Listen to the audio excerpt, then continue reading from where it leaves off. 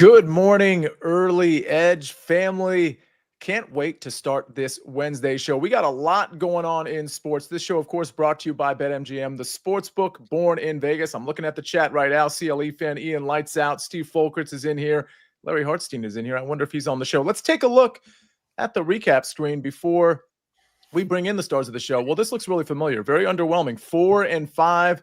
A couple of plus money plays in here. JLC wins his at plus 110. Sniper with an even money play wins that one as well. But 4 and 5 is definitely not going to get it done. I noticed Arsenal PSG, that BTTS probably should have hit. There was a review, and we're going to talk about that in just a second because I want to bring in the stars of the show. We've got Arsenal fan Martin Green in here. We've got Larry Hartstein. We've got Mackenzie Brooks. Martin, I'm going to start with you. We did a lot of shows. You're a big Arsenal guy. I know Buckets was on the other side. I was on the other side. Not like that matters. Talk to me about what happened, because Buckets lost his bet, but Arsenal lost their chance to win as well. They did see it. I have to give Buckets credit, though, because while he gave out that both teams to score bet on the early edge, he was also on PSG to either win or draw. And he also called out Ousmane Dembele to score, and Dembele did indeed score. So he had a pretty successful looking into his crystal ball there. But it was very unfortunate for Arsenal. They thought they'd scored the equaliser just after half-time, wheeled away in celebration, but there was a video assistant referee check, and it turned out the guy was offside by maybe like a quarter of an inch. It's very close. And then the PSG goalkeeper just made some great saves. So they did get a little bit unlucky, but yeah, disappointing. So hopefully Arsenal can bounce back next week, and hopefully we can bounce back with a winning pick today. All right. Mackenzie Brooks, I noticed you're in the chat. You say, baseball girl here, no big deal. Talk to me about what you're referring to. Yeah, this is crazy. I didn't come in to work yesterday with an MLB segment, got put on an MLB segment. Later in the day, I was like, you know what? We're going to find the model plays, got some help from the team, from the SportsLine model crew. And then my segment got cut. And I was like, well, now I have all these great plays. So I put them on Twitter, and sure enough, we go 5 for 5 with the MLB. So my baseball record of what I've put out there is actually wildly good relative to how involved I am with the baseball world. But I'm starting to get more, okay? Because I got the momentum now. And we got some more home run plays today. It's good to know. Yeah, we're going to have a home run chart, which, Kenz, I'm going to get your reaction to. We're starting to put home run props out every single day in terms of like the SportsLine model value. But this is all the more the reason to follow at Kenz Brooks Bets, because when her segment gets cut for some reason on HQ, she's just going to run to Twitter and put the plays out. So props to you. Like, listen, I mean, let's be real. We have a recap screen that was 4 and 5, but I do have to remind everybody there's so much other content that you can absorb at sportsline.com, of course, where you can actually get all the picks, because this show is just a microcosm of those picks. But CBS Sports HQ, CBS Sports Network, we're putting out picks everywhere. We don't expect you to watch it everywhere, but we want you to know it's everywhere. And when we run to Twitter and put out, like, let's say a first-round leader play or 5 or 6 baseball plays, if you follow these people and check it out and you agree with the plays, then you might be in pretty good shape the next day. Larry Hartstein, talk to me about some basketball before we get to some picks. And we're going to get to Mackenzie's pick first. We're going to the Lakers-Minnesota Timberwolves game for that one. But, Larry, there were 4 games yesterday. I think my initial surprise, and by the way, credit to you, Kenz, because on the network show, you like Denver money line. My initial surprise is that Detroit went into New York and took care of business. They should probably be up another game here. But anyway, your response to last night's 4 games. Yeah, riveting drama in so many of these series. And Tom Thibodeau having to answer questions why you have the #1 clutch player in the NBA on the sideline trying to check in for the last 2.5 minutes, but he didn't want to use his last time out. And then he just said coach's decision. The thing that was even more shocking was how the Pacers came back. No team had ever been down 7 in that few seconds and come back. It was 1,700 times. And I know Gary Trent threw the ball away and then dropped a ball. But if you watch Kevin Porter Jr., he is not getting enough criticism because they did a high pick and roll for Halliburton. He goes around Giannis. Kevin Porter slides there. He's about to play defense. They say, no, I'm just going to let him go with 2 seconds left in overtime. And he scores the game winner. But and then, of course, the confrontation on the court. So the drama has been incredible. I may or may not have had a kind of sloppy, irresponsible money line parlay on the Pacers and Yankees. And so the Yankees shoot out to like 100-0. And I'm watching that game. It goes to overtime. I'm like, okay, I'm probably good. They're at home. And then Gary Trent's credit, he was knocking down threes like I've never seen before. Of course, he kind of threw it away there at the end. Then they had the Halliburton thing after the game. There was a lot of drama in that. I cannot believe the Pacers. And like, if you haven't watched that game, go back and find some of the highlights. It is, the Pacers were dead about 7 different times in the fourth quarter and overtime and somehow ended up winning that game. All right, let's get to some picks. Kenz, it does look like, if you're a Minnesota fan in particular, it does look like the Lakers are kind of on the side of not alive in this series. They got to rattle off 3 in a row. They haven't looked great. They've gotten out physicaled. The fourth quarter offense for the Lakers is confusing. Luka looks tired. Sincerely, Nico Harrison. Talk to me about what you like in this game. Yeah, not to pat myself on the back, but we were on Detroit Knicks over 5.5 games and Timberwolves to upset the Lakers. I know we're not there yet, but things are looking pretty good. Thank you, Sia. Here's the problem with the Lakers in this game. I like Minnesota to cover. I honestly like them on the money line as well, but we'll go with a little safer play today. It's still around even money you're getting.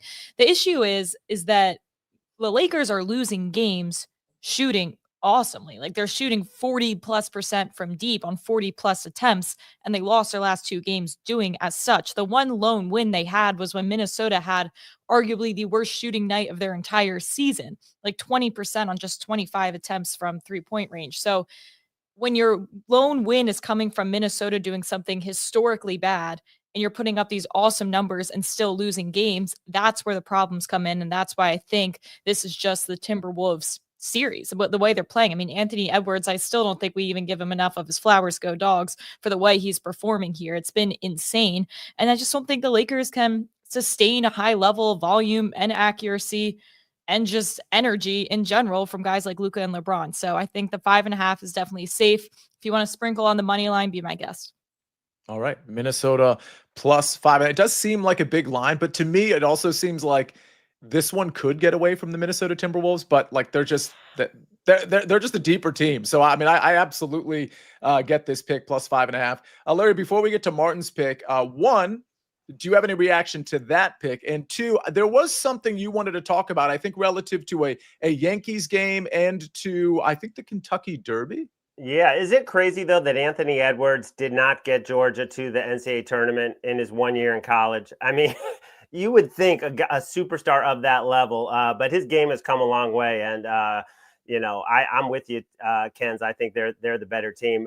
We have 2 big announcements. One, July 9th, we are doing a meetup at Yankee Stadium. Amex will be there. Brasco will be there. I will be there. Many other people will be there. Of course, you're all invited if you're in the Northeast. I know you guys that I'm talking to on the screen are not in the Northeast at the moment, but please, we are going to put out a lot more details about that. July 9th, Yankee Stadium. And second, we got the Kentucky Derby.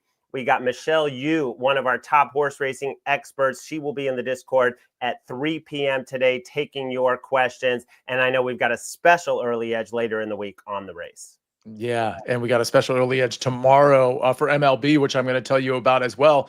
Well, Martin Green, that can't be music to your ears because I think I just heard that we've got something in the Discord at 3 o'clock today, and that happens to be when Barcelona plays. I think that's on CBS Paramount Plus. So here's what you do. You watch the game and you just get in the Discord. 2 birds, 1 stone there, Martin. Talk to me about Barcelona and maybe a money line play plus an over. That's fun.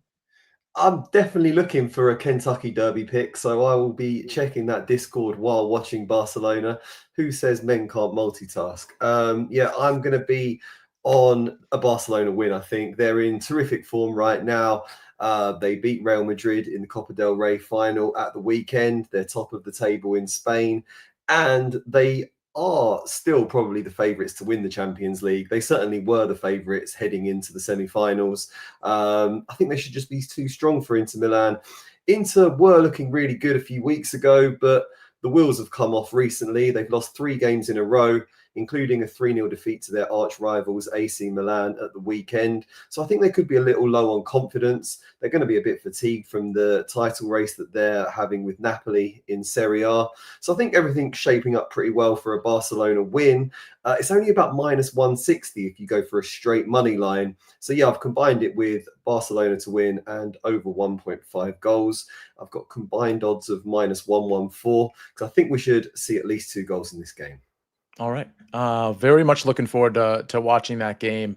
I'm starting, Martin, to get interested in Champions League. It took the semis, but I'm starting to get interested. I think this Barcelona game is going to be very interesting. Ladies and gentlemen, speaking of Champions League, BetMGM account holders get a Champions League odds boost token today. To get the boost, add a UCL bet and activate the boost token. If you win your bet, you get extra winnings only at BetMGM.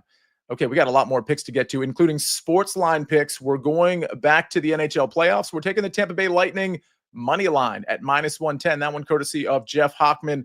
And then we go to JLC, who has been very hot on this show. Chicago Cubs. I'm sure the sniper will love this. Chicago Cubs run line -1.5 at -111. Again, that one courtesy of JLC. All right, we got to get to some home run props. Mackenzie, how does that sound? We got to get to Larry's play, which is late afternoon baseball. That's always fun. I got to tell you about the baseball live stream that's happening tomorrow and give out my golf pick. We're going to do all of that, believe it or not, right after this message from our partners. We dig it. Do you?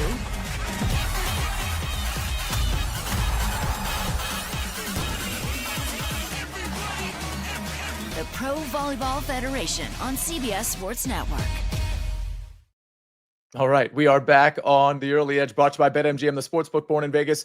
How about we put up our home run model plays here? Mackenzie, I'm going to go to you on this one. You are our SportsLine model extraordinaire. We got Marcell Ozuna. Looks like there's value there according to the model. Zach Neto plus 380 versus plus 500. And then Kerry Carpenter plus 330 versus plus 350. Any of these popping out to you? And are there any other players that you have in mind? I mean, all of these pop out to me. On the left, you're looking at where we would set the line if we were odds makers. And on the right, you're seeing where you're getting a bunch of value on the actual books themselves. As far as this first one here, we're looking at the HRI home run index. Yes, I know what that is now. And it is at a 5 compared to a 1 yesterday. So we're getting a lot more prime home run conditions here.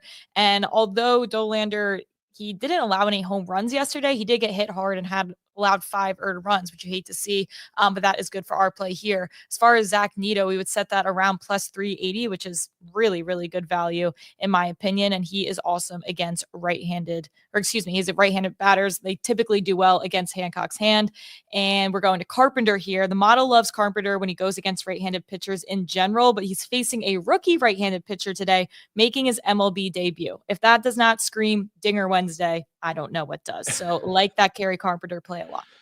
All right. A couple of those were very intriguing. Listen, I mean, we can see the value. If you're listening to the podcast, I mean, you check out the SportsLine YouTube page. Make sure you're subscribed because we're looking at the value here. And the plus 380 and plus 500 one, I mean, that is obviously screaming. And we have Rick Funcannon in the chat, maybe others that really like that play as well. Larry, I guess I'll go to my pick and then we'll go to your afternoon baseball pick. This is a pick you might be familiar with because I put it out on the early wedge yesterday. Hopefully you all tune into that, whether it's live or courtesy of the podcast. A lot of picks from Jason Sobel, EC, Patrick McDonald, and myself. And I will say this, we had a lot of overlap. There were a lot of players we all like. So that could be a bad thing. It means, we could lose all of those picks, but it also means we could have a big week. And more importantly, I just like when our minds are aligned. And I think Sami Valimaki was one of those popular players. These finishing position bets, I tend to only bet a half a unit on. And it's partly because I don't have quite as much success with those as I do round matchups and tournament matchups. But it's also because we can grab numbers like plus 210. And again, I'm not going to tell you how to bet if you want to put a full unit on this because Sami Valimaki's been very hot and kind of getting disrespected in the market. So be it. But I'm going to take Sami Valimaki top 30 at plus 210. Again, love this number. If you want to be, more conservative, top 40 is plus 105, I think. Top 20 is in that I think plus 375 range. So again, play it how you want. If you've been following golf, Sami Valimaki has been very hot. He's an absolute birdie maker, and this course is going to call for a lot of birdies, which means you need to be dialed in on approach and you need to be dialed in with the putter. That is what Sami Valimaki can do, which is why his upside is so great. If you watch the early wedge, I've played him in a couple other ways as well. So you're going to want to check that out. But give me Sami Valimaki T30 at plus 210. All right, Larry Hartstein. We're going to Colorado. I love going to Colorado, especially when they're actually playing a good team. We've got Chris Sale on the mound, which is interesting, but you're not going to be pro or con on Chris Sale. You're fading the Colorado Rockies pitcher. Yeah, the money line is so expensive, and even the run line is so expensive on the Braves because of how pathetic the Rockies are. But the way I'm attacking it is Chase Dollander, the number 9 overall pick a couple of years ago. This guy has major arm talent. He's going to be a really good major league pitcher, but he's struggling right now. They called him up from the minors where he was dominating, and it's just not going very well. The ERA is almost 8. The barrel rate is over 19%. That's almost unheard of. That's bottom 2 percentile. The hard hit rate is over 48%. The Braves bats are on fire right now. They have an 811 OPS over the last week. I mean, this is just a get right series for the Braves to get back to 500. So the way I'm playing it, plus money, over 3.5 runs at over 3.5 earned runs at plus 110. They do give him a pretty long leash. He threw over 90 pitches last time out. They're trying to develop this kid. They know he's going to take his lumps, and I just hope he takes those lumps in the first 5 innings against the Braves. I mean, there are a lot of ways you could play it. Over 5.5 hits. There's just so many angles to take, but I think keep picking on the Rockies, and this is the way I chose to do it. All right. A couple of comments here. And I do want to ask you, Mackenzie, I don't know if you've looked at this, and I do want to promote something before I'll give you a few seconds here, but it's a pretty big slate. I didn't know if there was any games that showed particular value on a side or a total that were worthy of pointing out, but I did want to point out tomorrow at 12:30, we're going to have our second Major League Baseball live betting stream. I can't remember exactly who's going to be in on that, but I think you're going to see guys like Mike McClure, Zach Simony. I think you might see Tom Casale and others, like some of the same people you saw in the last MLB live betting stream. And these are the games we're going to be talking about. We're going to start at 12:30. And so we're going to be putting bets in right away. We got the Cubs and the Pirates kicking off at 12:35. Then we got the Cards and Reds at 12:40. As we are talking about those games, we're going to have Minnesota, Cleveland, Kansas City, Tampa Bay, Arizona, and New York all going off at 1:10. So it's going to be a very active live stream. We'll probably go somewhere between 60 and 90 minutes. We'll be fielding your questions, but more importantly, getting insight from people who are just really good at this live betting thing. So I'll be hosting, but it'll really be everybody else that'll be contributing in a very, very big way. Larry, it's very exciting. We're doing a lot of shows like this now. We're trying to get more. There's always the question of, how available people are. That's why we can't do these things every day, but people really love these types of shows. Yeah, and I was just thinking, Sia, have we ever met in person?